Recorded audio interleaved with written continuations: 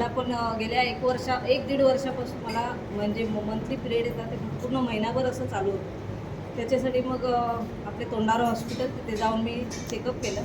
त्यांनी मला पिशवी साफ करायला सांगितलं. ती साफ करून घेतल्यानंतर पण 1 महिन्यानंतर पुन्हा तसंच चालू झालं. मी पुन्हा जाऊन त्यांना दाखवलं तर ते म्हणतात पुन्हा म्हणजे ते पिशवीच्या बाजूला मला सूज दाखवलेली. ते म्हणतात परत तुझं तसंच झालं आहे आणि पहिल्यापेक्षा जास्त आहे. मी म्हटलं म्हणजे करायचं काय नेमकं मलाच कळत नव्हतं. तर त्यांनी त्यावेळेस फक्त गोळ्या दिल्या आणि तेवढ्यापुरतं थांबलं. परत माझा तो त्रास तसाच चालू राहिला महिनाभर. म्हणजे 20-25 दिवस मला महिन्यातून ब्लिडिंग होतच होतं. मग माझ्या मैत्रीण दिव्या आरेकर त्यांनी मला ते लायनरचं दाखवलं. ते लायनर मी यूज करायला लागले आणि मला भरपूर फरक पडला. त्यानंतर फिमेल चॉईस पण घेतल्या आणि आता मला खरोखर त्याच्यामुळे भरपूरच आराम वाटतो. आणि माझ्या मुलीला पण PCODचा त्रास आहे. तिचा पण त्रास फिमेल चॉईस आणि लायनरमुळे चांगला झाला. आणि इतर जे आजार होते माझे छोटे मोठे म्हणजे माझं BP हाय होतं, पुन्हा मला थायरॉईड पण आहे.